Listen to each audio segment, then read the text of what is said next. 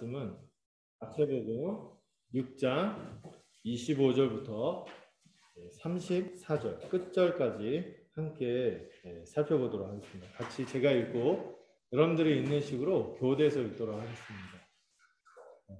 우리 이현웅 형제가 버튼만 하나 눌러주시면 감사하겠어요. 참고로 이번 그 중고등부 수련회에서 조 콘테스트 1위를 했습니다. 또 저희 교회가 1등 했습니다. 이거 광고 시간에 했는데 너무 좋아서 미리 말씀을 드려요. 6장 25절부터 34절 함께 살펴보도록 하겠습니다. 제가 먼저 한 절 읽고 여러분들이 한 절 읽는 식으로 교대해서 읽도록 하겠습니다. 그러므로 내가 너에게 이르노니 목숨을 위하여 무엇을 먹을까 무엇을 마실까 몸을 위하여 무엇을 입을까 염려하지 말라.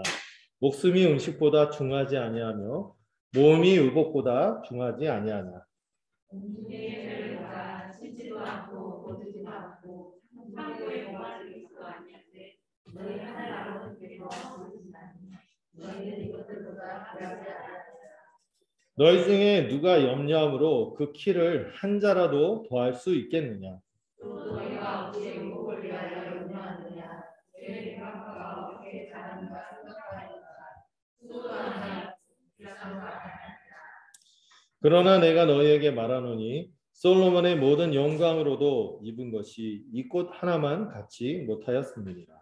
우리나라 너희 나중에 건져지는 그리스도 하나님 옆에 있으시거든. 그러므로 염려하여 이르기를 무엇을 먹을까 무엇을 마실까 무엇을 입을까 하지 말라.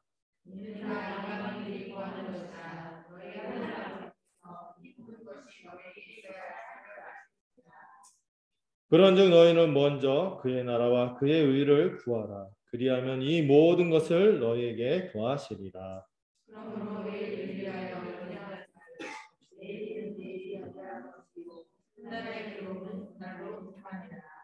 아멘.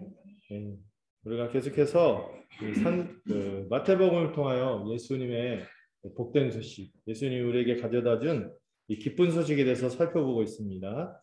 특별히 우리가 산상설교가 예수님의 왕으로서의 취임 연설이라고 했죠. 그래서 새로운 세상을 열며 우리가 살아갈 새로운 인생이 무엇인지, 새로운 삶이 무엇인지 이 천국 백성의 삶에 대해서 멋지게 설명한 것이 이 산상설교예요.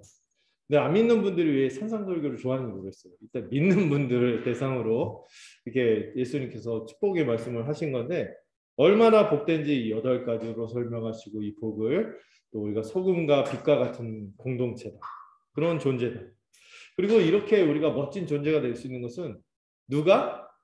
예수님이 율법을 다 성취하셨기 때문에 그분 안에서 우리가 그 의를 가져서 정말 바리새인보다도 서기관보다 훨씬 더 나은 하나님의 의로운 백성들이 될 거다. 이거를 축복해 주셨죠. 그런데 그 의로운 백성은 이 바리새인 서기관과 다른 게 있어요. 외식을 하지 않는 거죠. 다른 사람에게 보이려고 하지 않고 은밀하게 하나님 앞에 진정성 있게 나아가는 그런 백성들이 하나님의 백성입니다. 이 경건이 쇼윈도우 부부라고 제가 예를 들었잖아요. 제가 생각해도 잘 든 것 같아요. 쇼윈도우 부부처럼 하나님과의 관계를 막 보이려고 하는 것이 아니라 정말 진솔하게 하나님과 내밀한 관계를 누리는 것이 천국 백성이라고 했어요. 그런 점에서 남다르다는 거죠. 그리고 세 번째가 이제 이 경건의 구제, 기도, 금식 이런 내용도 또 살펴봤고 특히 산상수훈의 핵심이 주기도문에 담겨 있다고 저희가 배웠어요. 사실 주기도문 제가 한 8주 정도 이렇게 다뤘지만은 정말 중요한 주제라서 나중에라도 또 다시 한번 되새겼으면 좋겠어요. 얼마나 중요하면 예배 때마다 우리가 같이 고백하겠습니까? 우리가 가진 비전 선언문이에요.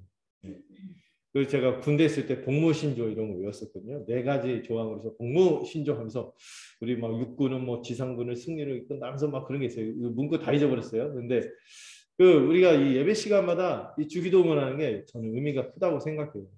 주기도문의 핵심은 뭐라 했어요? 하나님 나라와 그의 의를 구하는 건데 오늘 그 말씀이 33절에 또 있죠.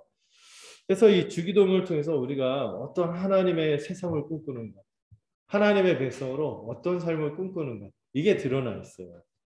그리고 그 하나님의 백성이 특별히 어디와의 관계에서 세상과의 관계에서 얼마나 순전해야 하는가 이걸 다루는 것이 이 19절부터 34절까지의 내용이에요. 또 다른 말로 하나님을 또 순전하게 의존하는 그런 마음을 가져야 된다는 것도 알 수 있겠죠. 그래서 이 순전한 마음의 의 이게 어떤 것을 증거냐면 우리가 이미 그리스도 안에서 옛사람이 아니라 새 사람이 되었던 거예요. 그래서 두 가지로부터 해방이 되어야 되는데 첫 번째 뭐? 만몬, 재물로 이 만몬, 탐욕 이 탐욕으로부터 해방되는 것이 천국 백성의 모습이라는 것이죠.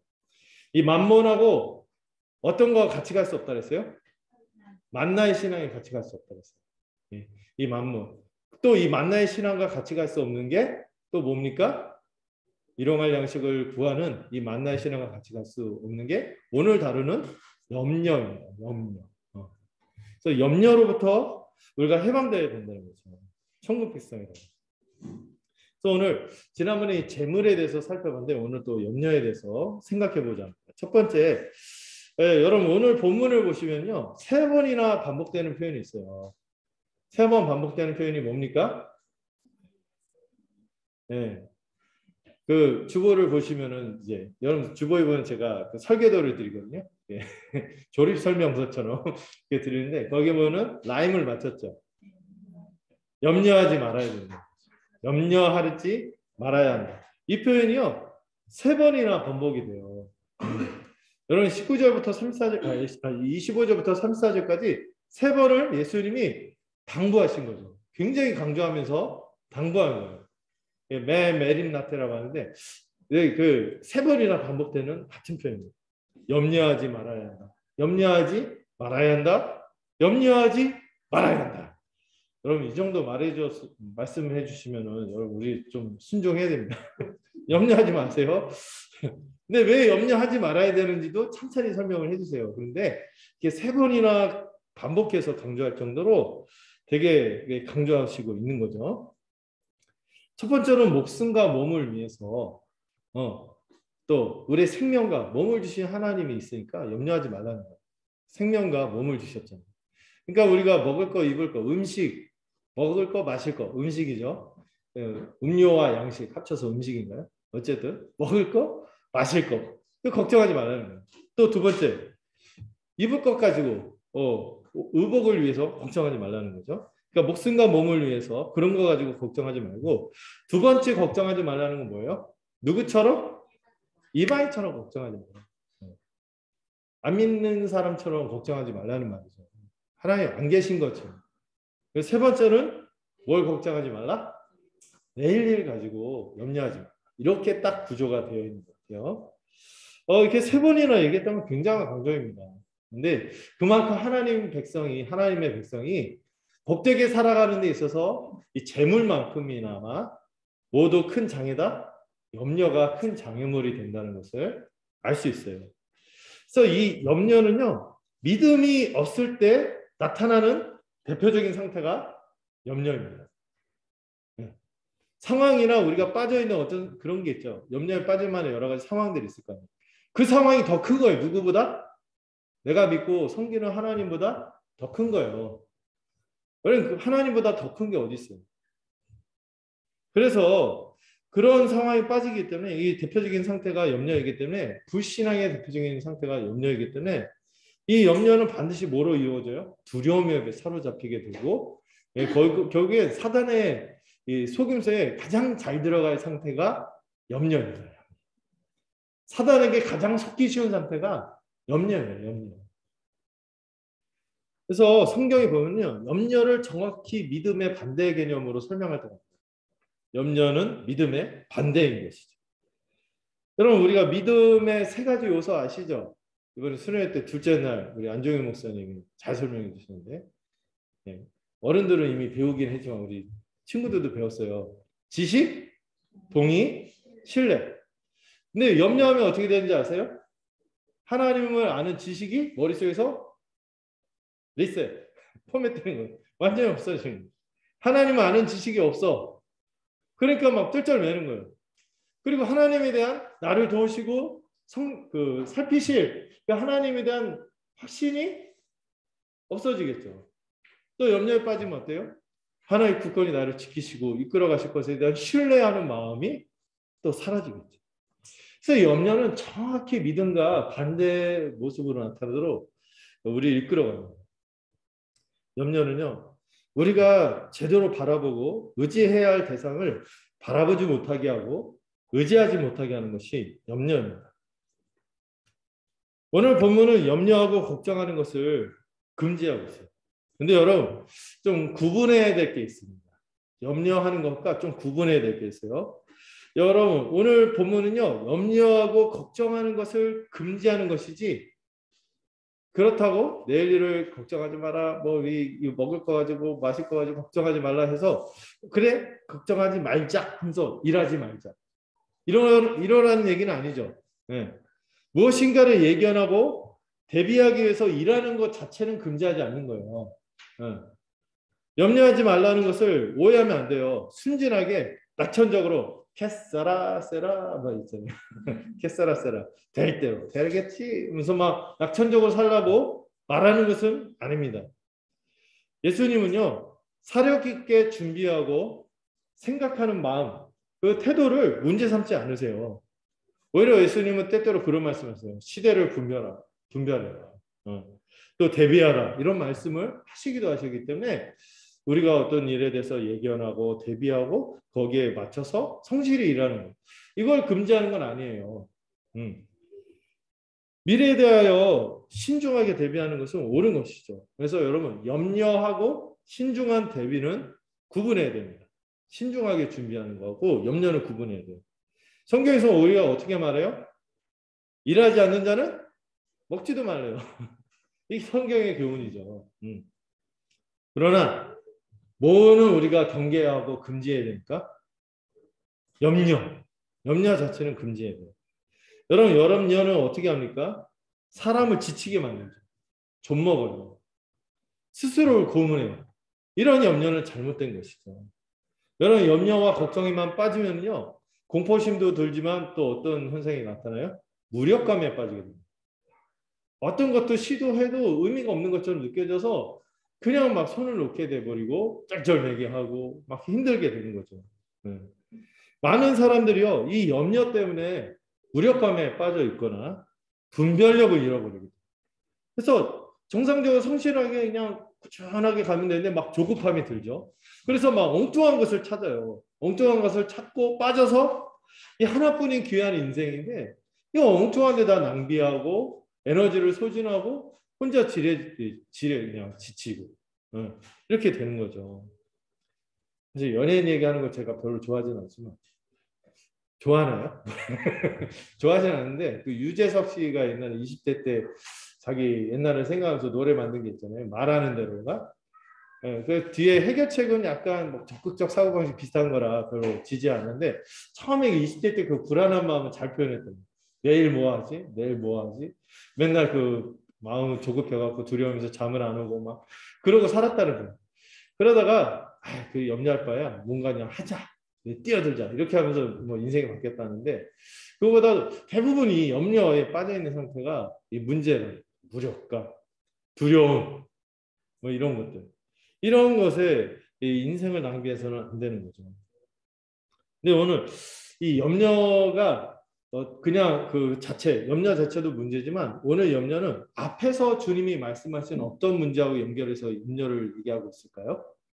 그럼 앞 시간에 뭘 배웠죠? 재물. 이 재물 숭배. 예수님이 경계했던 만몬 숭배와 연결되는 것이 염려예요. 염려. 예수님은요. 또 마태복음 13장, 마가복음 거기 4장에 보면 하나님 나라 비유가 나오죠. 씨 뿌리는 비유. 그 중에서 씨가 열매 맺지 못하라고 하는 한 가지가 뭐였죠? 가시떨기. 가시떨기가 뭡니까? 세상의 염려와 재리의 유혹이라고 했어요. 이 두 가지를 같이 묶어서 얘기했거든요. 그러니까 이 세상의 염려가 뭐 때문에 찾아와요?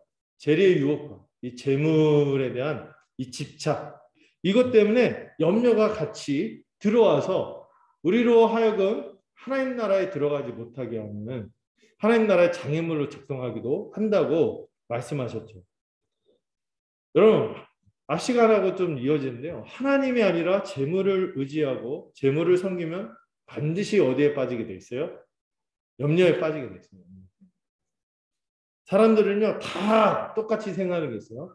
자신이 충분하게 돈이 있다고 생각하지 않습니다. 여전히 늘 부족해요. 늘 염려하면서 막연한 두려움으로 가득 차 있습니다. 여러분, 재벌들은 그럴까요? 염려가 없을까요? 재벌들도 또 염려가 있어요. 또 뭔가 또 얻으려고 하고 또 뭔가 또 쌓아놓으려고. 하나님을 신뢰하지 않고 하나님을 섬기지 않게 되면은요, 이 재물의 승부에 빠져 있는 사람들의 특징이 염려인 것이죠. 염려하게 돼요. 물질만을 추구하고 안락함만 얻고자 하는 것은 결국에는 어떤 열매도 맺지 못하게 됩니다. 이런 염려는 비생산적인 거예요. 이미 앞 시간에서 말씀드렸지만 언제든지 뭐가 생겨날 수 있어요? 좀, 또 동록, 도둑이 들어서 이런 것들을 두려워하면서 또 염려하고 또 불안해요. 그래서 옛날에 유명한 어떤 그 마약의 왕, 그 이름은 잠깐 잊어버렸는데 그 파블로 어떤 그 마약왕이 있어요. 이 사람이 돈이 엄청 많았어요. 돈이 엄청 많은데 부하도 믿을 수 없고 보관도 안 되고 하니까 어떻게 어떤 방법을 택했냐면은 그 고대는 이스라엘 비슷한데 땅에다 심어놨대요. 땅에다가 묻어놨대요. 땅에다 묻었는데 어디 묻었는지 나중에 또 잊어버려요.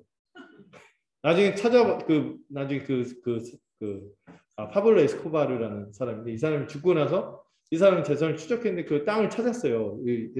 본인도 모르는 땅을 찾았는데 그 돈들이 어떻게 됐어요? 쥐가 다 갉아먹었고 못 쓰게 되는 경우들이 있고, 그래서 나중에 그 쥐가 하도 그 갉아먹을 정도로 돈이 많아서 막 그 쥐를 퇴치하는데 돈이 더 들어. 막 이런 우스운 일들이 있었죠. 여러분, 그 돈이라는 거는 이 재물이라는 것은 어디까지 가져야 되는가? 이게 적정 수준에서 멈추지 않으면 끝도 없는 거예요. 끝도 없어요. 늘 염려하고 늘 불안하게 만드는 것이 이 재물에 대한 염려죠. 또 염려는 불필요한 거예요. 남는 것을 그렇게 그 사람처럼 이 마야광처럼 쌓아놓기만 하고 살게 되고 낭비만 하고 그렇게 하면 인생이 좀 고귀해지니까 속물이 되는 거죠. 낭비만 해야 되는 거예요. 그런 재물의 노예가 되어서 하나님을 전혀 바라보지 못하고 지체도 돌보지 않는 인생이 될 텐데 하나님 보시길 때 그런 인생이 의미가 있겠습니까? 어리석은 인생이죠. 인생의 진짜 의미가 무엇인지, 그 인생의 참된 목적이 무엇인지 모르는 거죠. 우리 인생은요, 이런 물질들 있잖아요. 물질들은 다 뭐가 있어요? 유통기한이 있잖아요.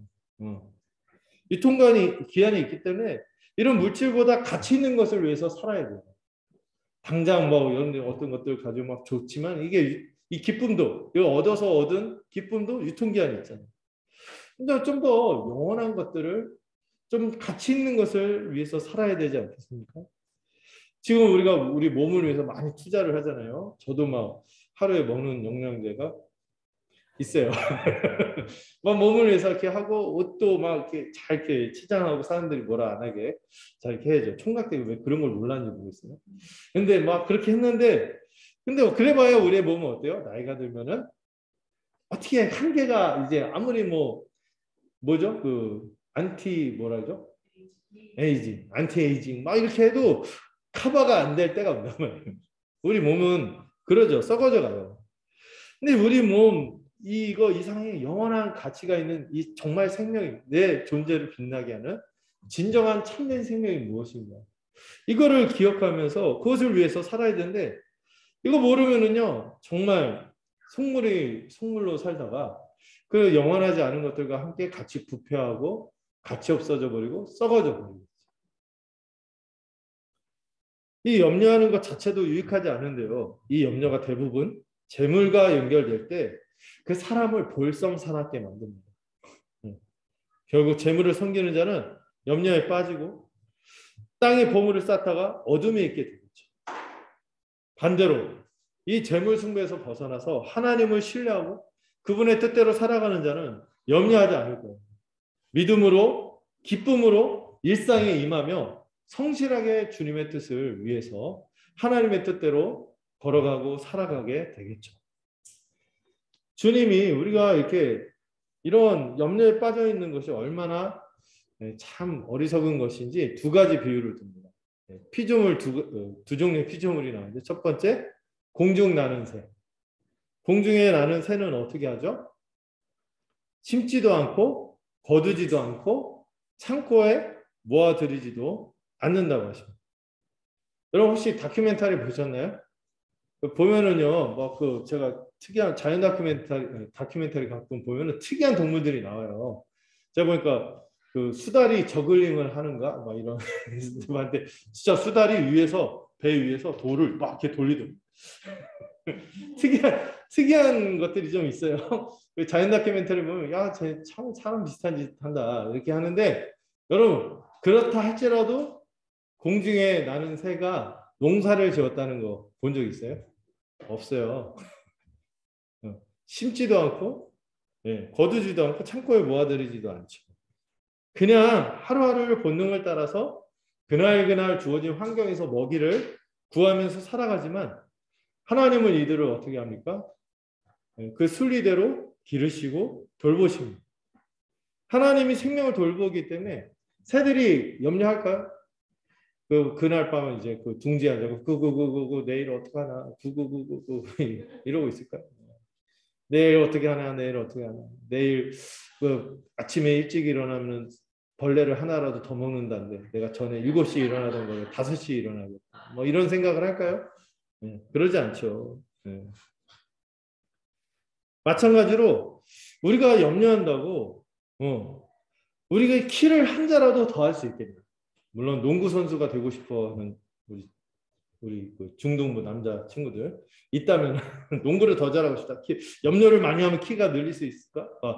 서장훈만큼 안 된다는 거죠. 여러분 하나님이 생명을 돌보기 때문에 새들이 염려하지 않고 살아가요. 그리고 왜 염려한다고 키가 한 자라도 더 할 수 있을까요? 한 자가 거의 30cm인데 그렇게 잘할 수 있다면 염려하겠죠. 근데 그런 일은 없어요. 그리고 여러분 이 키라는 단어가 키라고 번역이 됐지만 또 다른 번역을 보면 이게 사실 키이기도 하지만 수명을 뜻하기도 합니다. 내가 걱정을 많이 하면은 내 수명을 더 연장시킬 수 있을까? 이런 말씀을 또 하시는 거라기도 하는 거죠. 수명을 뜻하기도 해요. 염려한다고 우리의 키나 수명이 늘어나지는 않죠. 음식이나 의복처럼 이 우리의 키, 생명, 수명도 다 뭐예요? 결국엔 하나님이 선물로 주신 것들이기 때문에 우리의 통제권 밖에 있을 때가 많다는 거죠. 여러분 염려는요. 그런 의미에서 아무 쓸데없는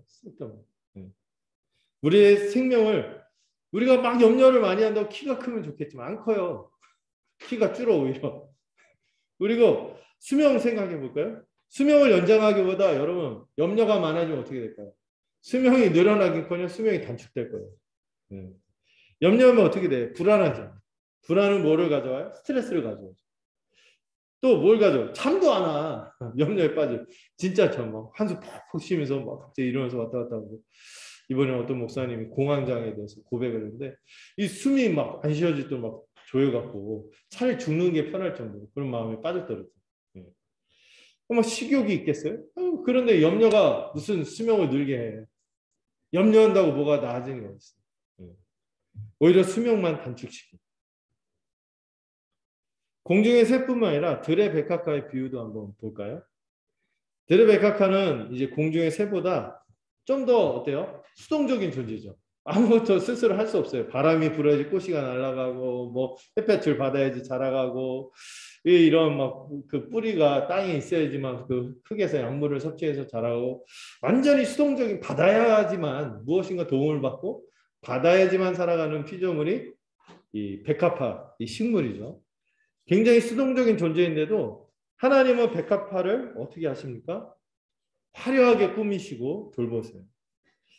백합 그렇게 화려하지 않던데. 여러분 백합 보셨나요? 네. 별로 화려하지 않고 좀 수수하죠. 근데 이게 사실 백합화라고 번역을 했는데 사실 여기 이 지역엔 백합화는 없대요. 그냥 번역을 하다 보니까 릴리에서 막 백합화라고 번역했지. 사실 여기 나오는 이 꽃은 이 봄의 들꽃들을 얘기합니다. 형색색 다양하게 피어 있는 봄의 들꽃들을 이렇게 이 꽃으로 주는 이 봄꽃들을 말씀하신 거라고 보죠. 근데 이 꽃들도요 한때 여러분들 여기 보면은 뭐 겨울에는 동백꽃이고 여름엔 뭐가 있을까요? 여기 막 유명한 막 그런 게 있잖아요. 막 펴드릴 때 그 이름 모를 들꽃도 예쁘잖아요. 그러다 막 그 보면 뭐가 예쁜가? 제가 식물 쪽에 약하거든요. 하여튼 예쁜 꽃들, 개나리 결국 생각나는 게 개나리밖에 없고 뭐 진달래 또 뭐가 있어요? 봄에 예쁜 거 벚꽃 막 아유 고맙습니다. 뭐 이런 꽃들이 있는데 아주 예쁘지만은 한때 피다가 결국에 어떻게 돼요? 시들어요.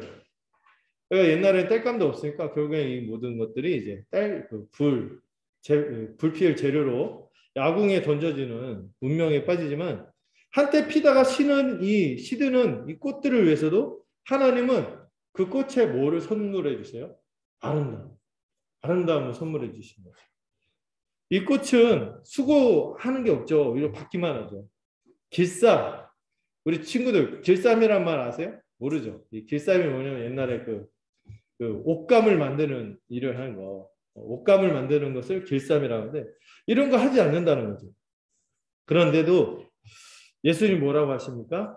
솔로몬의 어떤 영화와 어떤 의복도 이런 꽃들이 이 존재 자체로 내뿜는 그 아름다움보다 더 아름답지 않다고 말씀하세요. 여러분 솔로몬 시대는요 그 당시에 가장 영광스러웠던 시대였어요. 하나님의 나라가 실제로 인간 역사 속에서 가장 절정으로 나타날 때를 솔로몬이라고 하거든요. 이 솔로몬 시대에 인간이 만들어 놓은 하나님 인간에게 선물한 아름다운 인간이 또 스스로 가공해내고 만들어낸 그런 영광보다도 이 꽃들에 담겨져 있는 하나님의 이 창조의 은혜, 창조의 섭리로 베푸신 그 존재 자체에 그 부어놓으신 그 아름다움 이걸 추월하지 못한다는 거예요. 그 존재 자체에서 내뿜는 아름다움보다 아름답지 않다는 거죠. 여러분 실제로 그래요. 그 영광들은 결국에 어떻게 됐어요? 솔로몬의 영광. 한 세대도 못 가서 그 아들이 다 이상하게 말아먹어갖고 망했잖아요.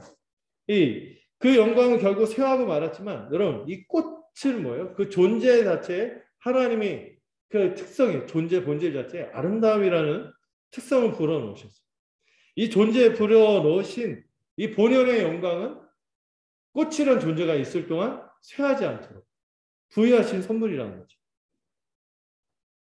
그 꽃들이 그때 아름다움을 한때 피었다가 유한하게 결국 시들고 사라져 버릴지라도 결국에 또 어때? 변함없이 봄만 되면 때만 되면 다시 재생해서 다시 아름다움 피어나지 않습니다.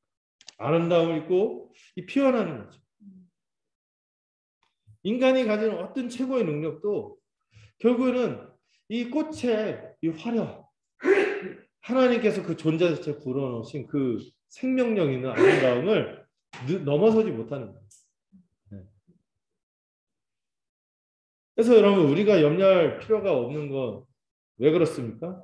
하나님이 우리에게 아버지가 되셔서 우리를 돌보시는데요. 하나님이 우리에게 뭘 주세요? 생명도 주시고 몸도 주셨다. 이 꽃이 그 자체의 존재의 아름다움으로 그 본질적으로 아름답게 하셨듯이 하나님이 우리에게 뭘 주셨어요? 생명도 주시고 몸도 주셨어요. 하나님이 그렇게 아버지가 되셔서 우리에게 생명도 주시고 몸도 주셨네요. 공중의 새도 돌보시고 들의 백합화도 돌보시는데 심지어 그분이 어떻게까지 우리를 돌보시고 살아가십니까? 자기 아들까지 내어주시면서 사랑하시고 또 우리를 구원했는데 그 자녀를 어찌 소홀히 여기겠어요? 소홀히 돌보겠어요?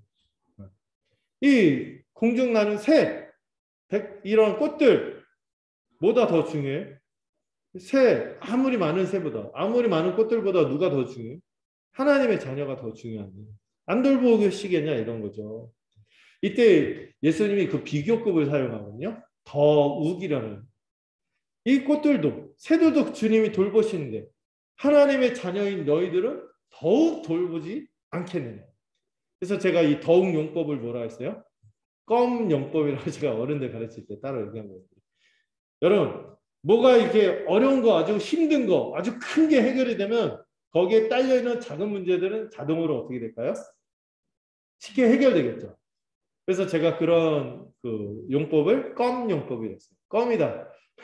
아주 어려운 게 해결됐으니까 나머지 이런 것들은 껌이다. 여러분, 대학 수능에 들어갔어요. 유치원 그 배정받고 유치원에서 그 밤 배정 고사를 받는단 말이에요. 그러니까 두 개를 비교하는 게 웃기죠.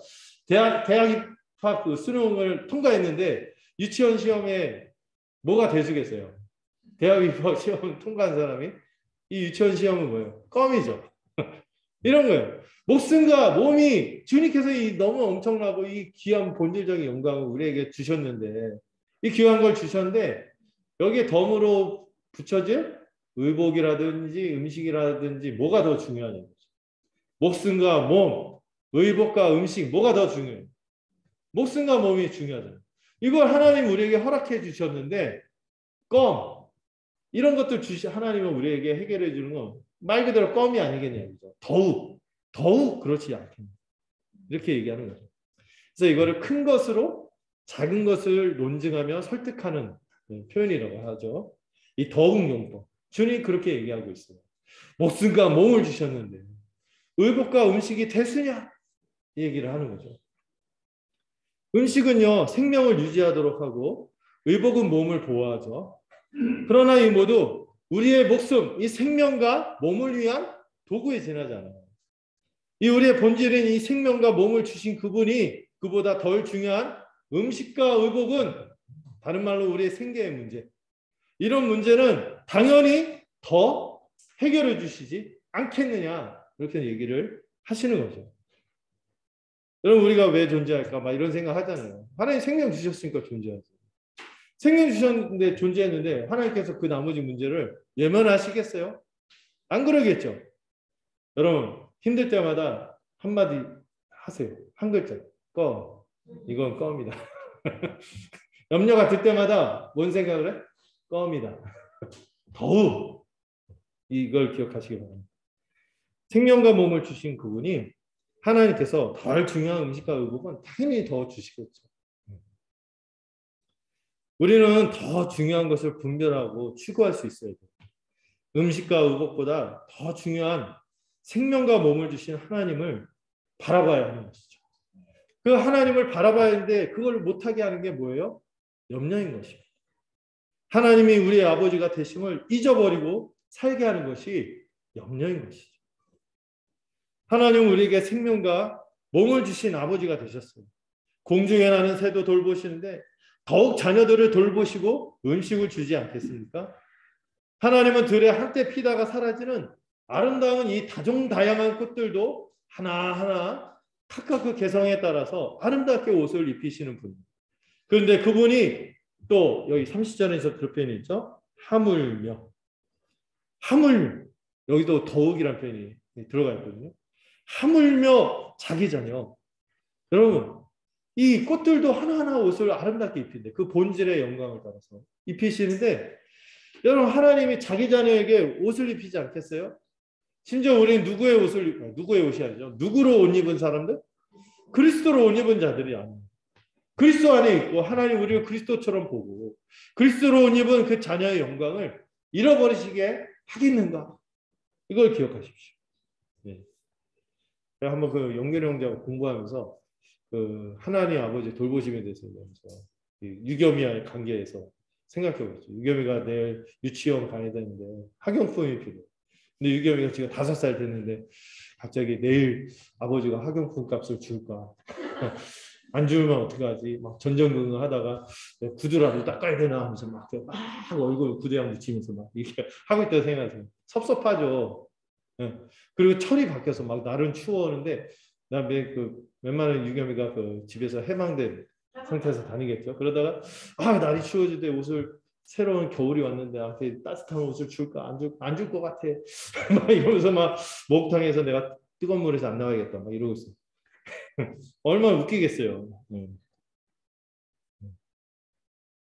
하나님이 자기 자녀 그리스도로 옷 입은 자녀 생명과 몸을 허락하신 그 자녀 이 세상에 우리 한 명도 의미 없는 존재는 없잖아요. 의미 있게 부르시고 생명과 몸을 주신 그 자녀를 하나님께서 그냥 내버려 두시겠습니까? 네. 이런 걸로 쓸데없는 걱정 하지 마세요. 비생산적이고 네. 아주 낭비라는 거예요. 예수님은 염려에 종종 빠지거나 하는 우리에게 믿음을 가질 것을 더욱이라고 말씀하시면서 설득하시고 우리의 믿음이 적은 것에 대해서 이 올리고 피스티 그래서 올리고다 아시죠? 이게 작다는 뜻이거든요. 올리고 이 믿음이 적은 자들아 믿음이 적은 것을 하물며 너희일까 너희가 자녀인데 이렇게 말씀하시는 거죠. 더욱이라고 설득하시며 하물며라고 말씀하시는 주님의 간곡한 우리를 향한 권면을 들으시기 바랍니다. 창조주이시고 우리에게 생명을 주신 하나님이 우리의 아버지가 되시고 심지어 예수님 아빠라고 부르라고 했잖아요. 아빠가 되시고 우리가 그리스도 안에서 영광스러운 자녀가 되었음을 믿는 믿음이 정말 있는 거예요. 이 염려 문제를 생각할 때 이걸 생각해요. 정말 믿음이 있는가? 내가 왜 염려에 빠져 있지? 하고 자문을 하셔야 됩니다. 두 번째로 천국 백성은 누구와 같이 염려하지 않는다고요? 이방인과 같이 염려하지 않습니다. 우리가 첫 번째는 우리가 천국 백성은 하나님 우리의 아버지가 되시고 생명과 몸을 주신 원천이 되시는 아버지이기 때문에 우리가 염려하지 않고 두 번째는 뭐예요? 우리가 자녀라는 거예요. 자녀의 정체성을 갖고 있기 때문에 우리가 그런 걱정하는 것은 말이 안 된다는 거죠. 여러분 이 하나님의 자녀 하나님의 백성인 우리와 이방인 불신자는 결정적인 차이가 있는 거죠. 이 31절에서 33절을 보시면은 다시 한번 읽어볼까요? 31절에 33절 한번 읽어보죠. 네, 시작.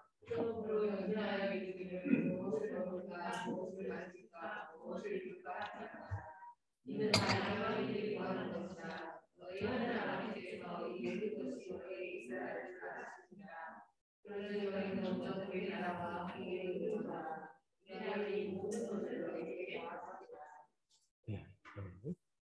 여러분 요 특별히 31절을 보면 다시 주님이 또 반복해서 말씀하십니다. 뭐에 대해서 염려하지 말라고요? 음식, 먹을 거, 마실 거, 입을 거 이거 가지고 염려하는 것을 반복해서 다시 하지 말라고 금지 명령을 하시죠. 왜냐하면은 염려는 32절에서 설명을 하는데 염려는 전형적인 누구의 태도라고요? 불신자의 태도라는 거예요. 이방인의 태도라는 거죠. 이방인 불신자들이 삶을 대하는 태도가 염려라는 거예요. 염려. 염려는요 마치 그런 거예요. 여러분 그 자녀들이 뭔가 해결할 수 없는 문제가 있어. 혼자 쩔쩔쩔쩔 매는데 이걸 이제 부모님이 좋은 마음으로 도와주면 얘가 진짜 이거 이렇게 자립심도 기르는 선에서 도와주면서 한나게 발전할 수 있거든요. 도와주려고 하는데 얘는 막 부모님 안 믿는 거야. 필요 없어요. 제가 알아서 할 거예요. 이런 거요. 염려란 게 아마 그런 게 아닌가 싶어요. 하나님 우리를 막 도와주시고 충분히 이렇게 이끌어 주실 선한 길로 이끌어 가실 것에 대해서 안 믿는 거예요. 안 믿고 내가 알아서 할 거예요. 막 이런 거죠.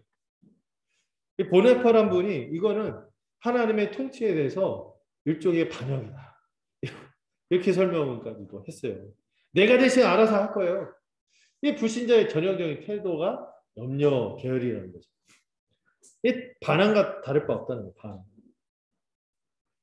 이방인의 특징은 의지할 수 없는 대상이 없잖아요. 의지할 수 있는 대상이 없기 때문에 자신들이 필요한 것들을 끊임없이 염려합니다. 어떻게 먹고 살 수 있을까? 여기에만 사로잡혀 살아가는 거예요. 내가 무엇을 더 또 좀 형편이 나아지네? 그러면 내가 무엇을 더 살 수 있을까? 소비에 대한 염려와 욕구로 또 바뀌어요. 그리고 만족이 없어. 또 없어서 뭐 어떻게 먹고 살까? 이 생존에 대해서 고민하는 것에서 좀 나아지면 어떤 고민을 해요? 이번에 소비에 대해서 고민을 해요. 내가 다른 사람보다 더 뒤처지지 않을까? 여기에 막 생각이 빠져서 염려에 또 빠집니다. 예, 만족이 없이 새 것, 더 좋은 것을 찾죠. 한 번 접혀도 참 좋은데 두 번, 세 번 접히는 게 갖고 있는 사람이 막 나오기 시작하면 나는 뒤처진 것 같고 나 좀 떨어진 사람 보지 않을까 이상한 허상에 빠지는 거죠. 네. 마음을 뺏겨버려요. 막 그런 것들 나오는 필요한 것도 아니고 당장 필요한 것도 아닌데 그런데 마음을 뺏기죠. 자신이 쓸 때 필요하고 편리하다면 괜찮은 건데 막 그 무절제한 그 얼리 어댑터들 있잖아요. 뭐 무조건 새 거가 나오면 그거 안 하면은 막 마음이 불안하고 이런 거 있잖아요. 그리고 내가 갖고 있는 거 내가 잘 쓰고 있죠. 그러면 자족하면 되는데 다른 사람이 조금 막 두 번 접힌다. 나는 한 번밖에 안 접히는데. 뭐 이런 걸 가지고 비교하는 게 이상한 거죠. 제가 그 옛날에 어떤 영화에서 아메리칸 사이코라는 영화가 있었는데 그 주인공 남자 주인공이 굉장히 그 사이코패스예요. 그런데 그 굉장히 허영심이 가득했는데 자기 오랫동안 지내는 친구가 어느 날 자기가 나름 멋있게 명함 케이스를 준비해 왔거든요. 명함 케이스를 준비해서 딱 사람들한테 멋지게 그 지위를 보여주는 거예요. 그 명함 딱 보여주는데 그 친구가 더 좋은 명함 케이스를 꺼내는 거 보고 사리를 품습니다. 되게 사이코죠. 그게 좀 약간 과장된 거지만 우리가 뭐 어떤 이런 거 가지고 막 비교식 가지고 살아가는 것에 대해서 이 허영심을 갖고 살아가는 것에 대해서 풍자하는 거죠. 얼마나 벌성 살았습니까? 나중에 우리 자녀들이 소비주의라는 세계관 그거에 대해서 좀 배울 텐데 이게 얼마나 불신자의 세계관으로 어리석은지 좀 생각해 볼 필요가 있죠. 우리가 깊이 생각하고 적용할 지점인데 이런 것들도 염려의 연장선에서 생각해 봅니다. 그러면은 우리가 하나님의 자녀잖아요. 하나님의 자녀로서 정체성을 갖고 있다면은 우리가 당연히 먼저 추구해야 될 게 뭡니까? 33절. 하나님 나라와 하나님의 의인 것입니다. 여러분 하나님 나라에 대해서 제가 많이 반복해서 설명했지만 다시 설명할게요. 하나님 나라는 뭐예요? 하나님이 우리에게 복 주시기를 원하는 통치예요. 우리에게 안식을 주시기를 원하는 통치가 하나님 나라입니다. 그래서 예수님이 이 땅에 하나님 나라가 시작이 되었다. 천국이 시작되었다. 이 말씀은 뭐예요? 이 땅에 예수님이 새로운 세상을 가져와서 그 예수님을 믿고 왕으로 섬기는 자들이 새로운 인생, 새로운 삶이 시작된다는 거죠. 주님의 뜻대로 살아가는 것이 가장 복된 길임을 알고 그 신뢰를 회복하고 그 주님의 복된 통치를 그대로 받아 누리는 것이 하나님 나라 백성인 거죠. 이걸 아는 사람은 당연히 뭘 기도하게 돼 있어요? 그 기도의 내용이 뭐하고 똑같이 되게 돼 있어요? 우리가 이미 배운 거, 8주간. 주기도문. 주기도문에서만 우리의 소망이 됩니다. 하나님 나라가 임해지고 그 하나님의 뜻이 이루어짐으로 그 우리에게 복 주신 하나님이 너무 영광스럽고 너무 아름답고 너무 가치로워서 그분을 예배하지 않으면 견딜 수가 없어요. 그분에게 순종하는 게 우리한테 가장 최선의 가장 복된 거예요. 제가 막 농담 비슷하게 얘기해요. 부모님 말씀 우리가 90% 이상만 들었어도 더 잘 됐을 거다. 지금도 괜찮지만 더 잘 됐을 거다. 근데 하나님 우리에게 주시는 통치는 어떤 통치? 복된 통치잖아요. 안식을 가져다 주는 통치이기 때문에 그분의 뜻에 순종하면 순종할수록 그 하나님 나라가 임하고 그분의 뜻이 이루어질 때 그분의 이름이 거룩해지는 거예요.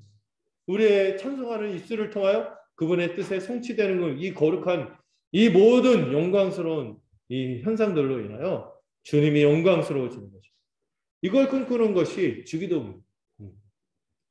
그 하나님 나라를 구하는 것이죠. 우리 하나님 자녀는 그 하나님의 영광을 이미 맛본 자잖아요. 그걸 꿈꾸고 구하게 돼 있어요. 뭐 생계 이런 문제보다도 이게 더 이걸 뛰어넘는 거예요. 뛰어넘는 이걸 보는 거죠. 하나님 나라뿐만 아니라 하나님의 의를 구하죠. 하나님의 의는 이 하나님 나라의 통치에 순종하는 삶을 이 하나님의 의라고 말할 수 있을 것 같아요. 특별히 여러분들 우리가 이 하나님 백성이 누리는 의로움에 대해서 다양한 측면을 살펴봤죠. 탁월함, 은밀함, 순전함. 그래서 특히 주기도문 후반부에 보면은 우리가 강구하는 내용들이 있잖아요. 뭐가 있었죠? 일용할 양식, 우리가 서로 용서하고 사랑 가운데 살아가는 그리고 우리가 힘써 죄와 싸우며 악과 시험으로부터 보호받는 것. 이 삶의 내용이 의예요. 근데 이 일용할 양식이요, 특별히 우리의 일용할 양식이라는 거죠. 우리의 일용할 양식. 여러분, 그래서 하나님 나라와 의를 구하면요, 결과가 어떻게 될까요? 우리 성도들의 삶에서 하나님 나라와 의를 구하는 자들의 삶의 내용이 어떻게 펼쳐질까요? 저는 신명기 15장 4절. 너희가 내 말을 지켜 행하면 너희 중에 가난한 자가 없을 것이다. 이 말씀이 이루어집니다. 교회로서 하나님의 진정한, 하나님이 꿈꿨던 한 몸으로 서로 사랑하는 이 백성들의 삶의 모습이 펼쳐지기 시작합니다. 하나님 나라와 의를 구하는 사람은 그 하나님의 백성답게 새로운 세상의 삶의 내용인 이 교회적인 삶을 살아감으로 가난이 없어지는 세상을 경험하게 되는 것이죠. 천국 백성은 첫 번째 특징이 뭐라 했어요? 교회의 첫 번째 특징, 자기 것을 자기 것이라 하죠. 왜? 하나님께 받았으니 내게서 남고 넘치는 것들은 다른 사람에게 줄몫이라고 생각하고 유무상통하는 거죠. 이게 억지로 되는 게 아니에요. 안 하면 총살, 뭐 공산주의인가요? 아니잖아요. 자발적으로 하게 돼 있어요. 자발적으로, 사랑으로. 안 하면 내 마음이 막 무너져, 막 슬퍼. 이 사람의 삶이 무너지고 어려운데 어떻게 혼자 가족인데 이게 이렇게 막 붙잡아 주는 거죠. 돌보는 거죠.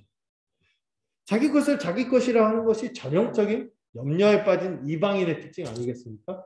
거기서 완전히 새로운 세상을 맛본 거예요. 그 들어간 사람인 거예요. 이제 한 몸 새 사람이 되었기 때문에, 한 새 사람이 되었기 때문에 그 중에 가난한 자가 없어지는 거죠. 서로를 깊이 사랑하고 용서하고 죄와 싸우기에 이 새로운 세상, 이 세상 가운데 다른 세상을, 전혀 다른 세상, 대조되고 대항하고 대안이 되는 세상을 우리의 일용할 양식을 구하고 그런 세상을 살아가기에 그 백성들에게는 염려가 있을 수가, 들어설 자리가 없어요. 네, 다른 사람이 나를 돌볼 걸 아니까.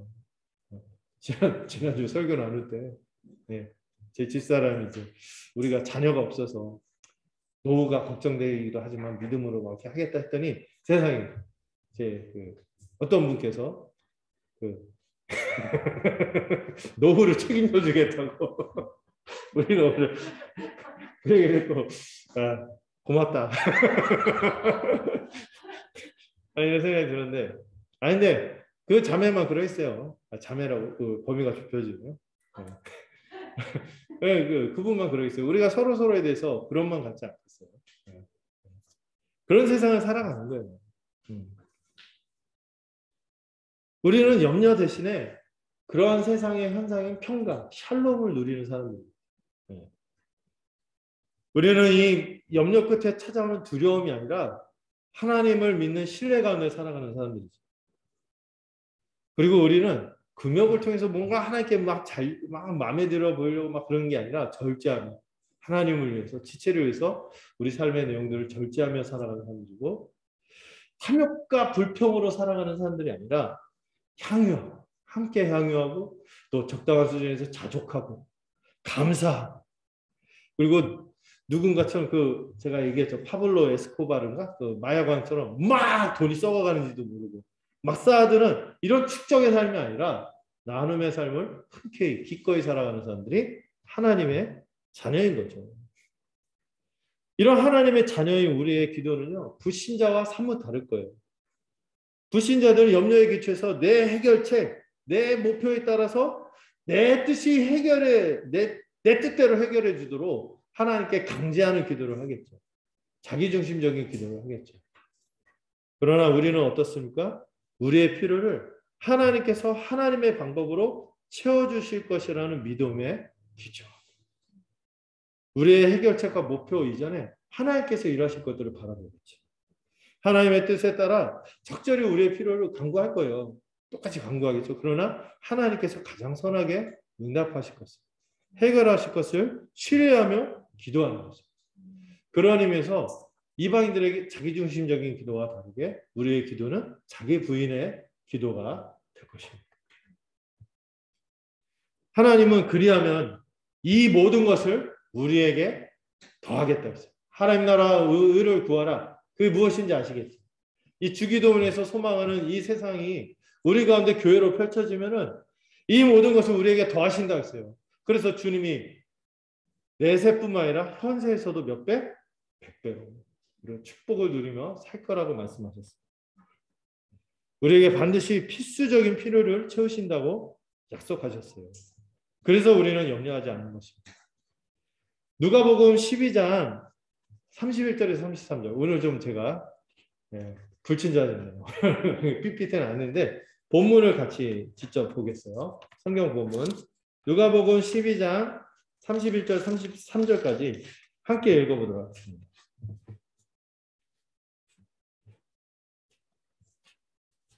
31절에서 33절입니다.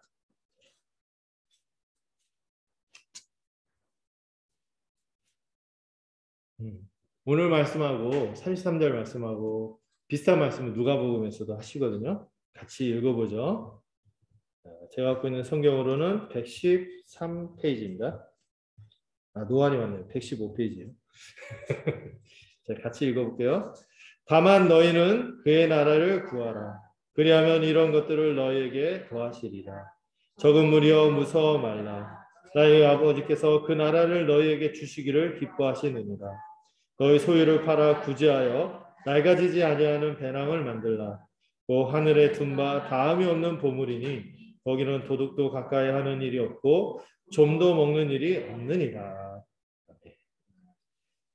하나님께서 우리에게 이런 새로운 세상, 그 나라를 주시기를 기뻐하셨어요. 그래서 우리가 그의 나라와 그의 일을 구하고 살아가는 것이죠. 그리고 그 삶의 내용이 33절에서 설명이 됩니다. 우리가 그렇기 때문에 염려에 빠지지 않고 우리가 서로를 돌보고 구제하는 삶으로 나감으로 이 염려가 없는 세상, 재물 숭배를 벗어난 세상. 그리고 제가 그 구리한 청지기 비유 얘기했죠. 지난주에. 이 세상에서 우리가 이 친밀함과 우정의 관계를 돈독하게 하게 살아가는 것이 다음 세상을 준비하는 거죠. 우리가 여기서 막 재산을 막 쌓아놓고 사도 다음 세상에 가져갈 수 있어요? 못 가져가요. 근데 뭐는 영원하다고 했어요? 우리가 서로 사랑으로 힘들 때 힘이 되죠. 격려가 필요할 때 격려해주고, 위로가 필요할 때 위로해주고, 내가 혼자 막 이렇게 할 때 나를 부둥켜 안고 손을 잡아주고, 이렇게 했던 추억들. 어려울 때 막 하고 할 때 갑자기 카카오로 뭐가 들어오네. 막 이런 것들은요 안 사라지는 거예요. 다음 세상에서도 이어지는 거예요. 우리는 이런 기억들이 우리의 영원한 재산이 됩니다. 사랑으로 서로 돌보고 또 우리가 사랑으로 이렇게 주님의 뜻에 순종하면서 살아가는 삶이 영원으로 이어지는 것이죠. 이런 순전한 삶이 얼마나 복되겠습니까?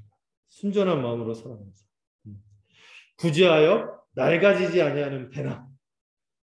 우리는 보따리 싸갈 거예요. 다음 세상에도 보따리 싸가는데 이 구제하고 우리가 서로 돌보는 이 배낭은 어때요? 구멍이 안 난대요. 다음 세상에도 그대로 가져간다는 거예요. 얼마나 복된 표현입니까?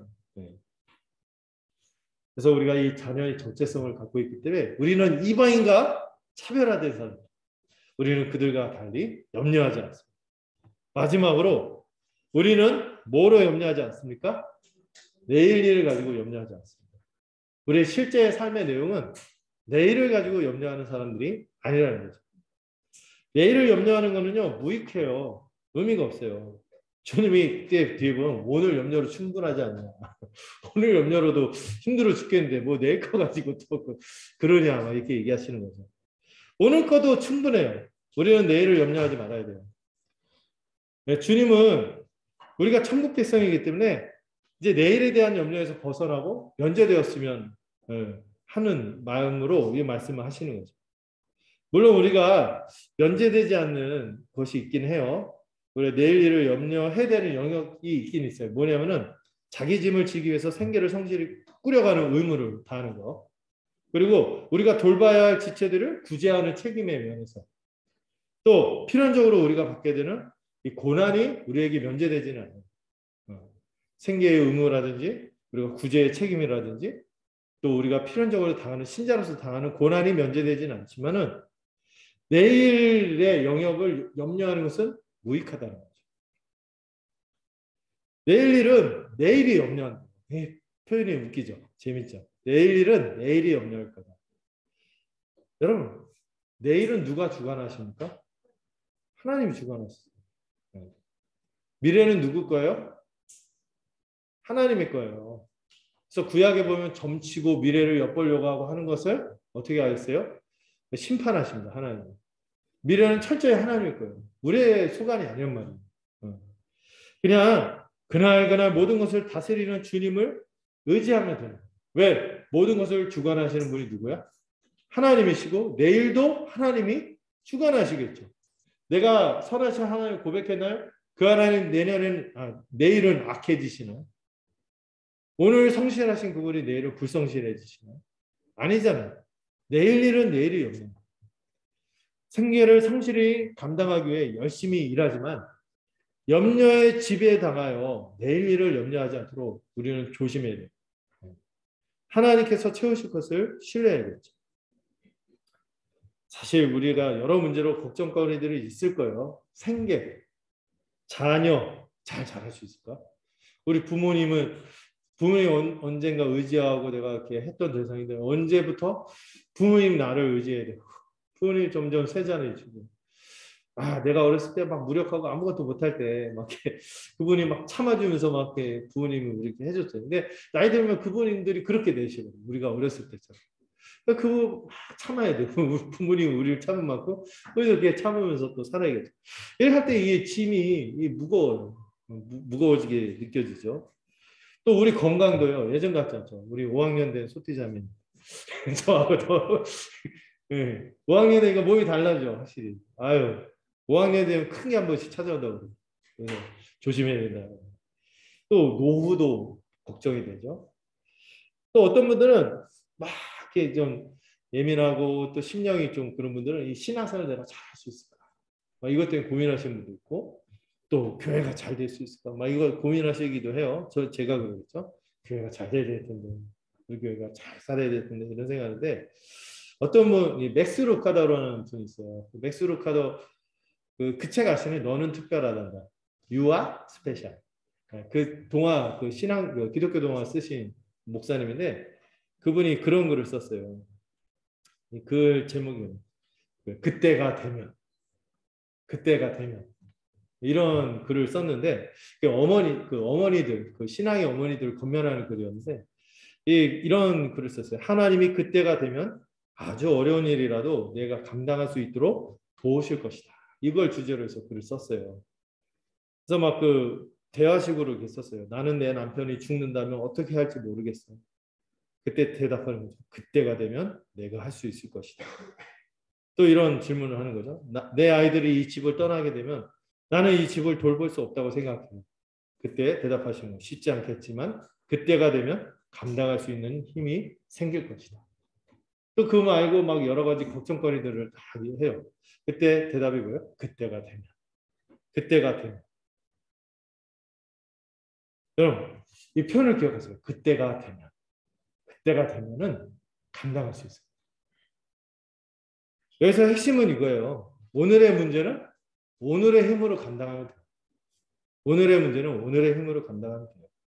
내일의 문제를 가지고 내일까지 이거 어떻게 하나 시시비비를 따지고 막 이렇게 전전긍긍하지 말라는 거죠.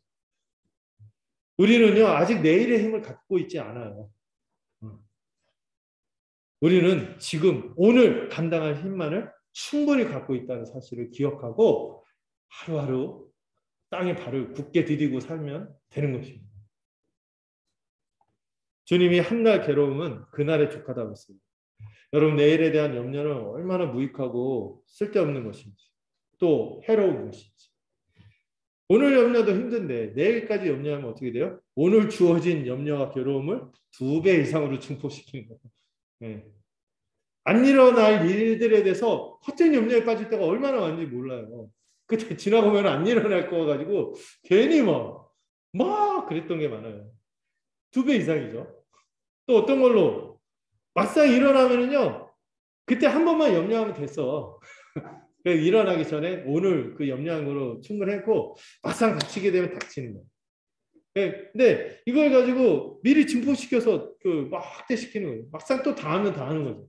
비가 오면 비를 맞아야죠. 어떻게 해요? 그런데 그 지금 염려하면 되는 거예요. 그 하다가 지금 그때 오늘 거로만 하면 되고 그때는 그때 몫이라는 거죠. 그래서 여러분 미래에 대한 염려와 두려움은 이거하고 같다고 기억하시면 돼요. 여러분 공갈 협박단 아시죠? 부딪히지 막 그래 과장하고 막 우리 올가매고 협박하고 그러죠. 미래에 대한 염려와 두려움은 공갈 협박단이에요.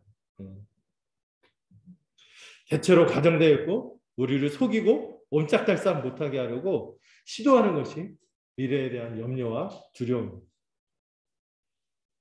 물론 우리는 신자로서 이미 아직 속에 있기 때문에 여전히 괴로움은 있을 거예요. 존재하죠. 그러나 우리가 천국 백성으로서 살아간다면 우리가 이 내일에 대한 염려에 대해서는 우리가 극복하고 살아가는 존재가 됐으면 좋겠어요. 우리가 천국 백성으로 예수를 믿고 따르는 삶이 만만치 않죠. 헌신도 해야 되고 또 희생도 해야 되고 심지어 이렇게 했는데도 고난과 박해가 따르기도 합니다. 그래서 그날 괴로움은 그날의 족한, 그날 괴로움이 있다는 걸 말씀하세요. 그렇다 할지라도 우리는 염려해서는 안 됩니다. 고린도전서에서 말씀하시는 10장에서 주님이 감당치 못할 것을 허락하시지 않는다고 했어요. 우리가 감당할 역량을 갖도록 우리를 단련시키시지 감당치 못하는데 그거를 막 주시지 않는다고 했어요. 그리고 때가 되면 그 감당할 역량은 그때가 되면 이때 써먹으세요. 그때가 되면은 힘을 주실 것입니다. 그리고 우리가 주님이 우리 무지막지한 분이 아니라 우리 수준을 잘 알잖아요. 잘 알기 때문에 감당치 못하면 어떻게 하신다 그랬어요? 피할 길도 마련해 주신다 그랬어요. 그래서 이제 우리 염려에서 완전히 제대하시고 졸업하시기 바랍니다. 세 가지를 얘기했죠. 첫 번째, 생명과 몸을 주시고 우리의 모든 필요를 채워주시는 원천이 되시는 하나님이기 때문에 우리가 염려하지 말아야 되고, 또 두 번째, 우리가 하나님의 자녀잖아요. 자녀의 정체성을 갖고 있다면 왜 이방인을 따라갑니까? 불신자같이 그렇게 염려합니까? 안 되는 것이죠. 그리고 제일 허망한 게 뭐라고요? 내일 걸 가지고 염려하는 게 허망하다는 것이죠. 우리는 하나님이 우리의 아버지 되심을 믿습니다. 하나님이 생명도 주시고 우리가 입고 살아가는 이 몸도 주관해 주시죠. 이를 알기 때문에 우리는 우리 음식, 의복, 생계 이런 걸 놓고 염려하지 않습니다. 예언하겠습니다. 제가 예언의 은사가 100% 적중. 우리 중에 아무도 굶어 죽지 않을 거예요. 굶어 죽기 힘들어요. 나라가 가만히 안 놔둬. 사회복지사가 막 눈 불 켜고 막 우리를 살필 거예요. 여러분 굶어 죽지 않습니다. 예. 그리고 제가 또 예언하겠습니다. 우리 중에 아무도 얼어 죽지 않겠습니다. 지금 오늘에 다리 하나 부러져서 이쪽 블럭 걱정했는데 뭐 누가 고쳐주겠죠. 어쨌든 그냥 얼어 죽지 않을 거예요. 우리는 염려로 살아가는 이방인과 다른 하나님의 자녀입니다. 하나님 나라 의를 구하는 자로서 교회로서 살아가잖아요. 우리는 평강을 누리고요. 굳건한 신뢰로 발을 땅에 굳게 디디며 살아갈 것입니다. 아까도 말씀드렸지만 그래서 우리의 삶의 내용이 어떨까요? 향유하지만 절제하고 자족하고 감사하고 또 그렇게 살아가다 함께 나누고 돌보는 천국 백성으로 복되게 살 것입니다. 우리가 자녀잖아요. 세 번째로 다가올 내일을 염려하지 않겠죠. 하나님이 미래를 주관하시죠. 하나님이 우리를 돌보시고 이런저런 모든 문제마다 그때가 되면 감당할 힘을 주실 것입니다. 이 말 또 기억하세요. 그때가 되면. 그때가 되면. 함께 기도하겠습니다. 하나님 아버지, 우리가 시간에 배웠던 것처럼 또 지금에 이르기까지 천국 백성으로 우리가 세상을 살아가면서 어떻게 살아가야 할지 배웠습니다. 우리가 참으로 순전한 마음으로 살아가기를 소망합니다. 재물의 유혹에 빠지지 않을 뿐만 아니라 세상의 염려에서도 해방되기를 원합니다. 하나님이 우리의 아버지시며 우리가 자녀임을 잊지 않게 하시고 내일을 염려하는 것이 허망함을 알고 오늘의 삶을 성실히 살아가도록 붙들어 주시옵소서. 예수님의 이름으로 기도드렸습니다. 함께 588장 찬양하도록 하겠습니다.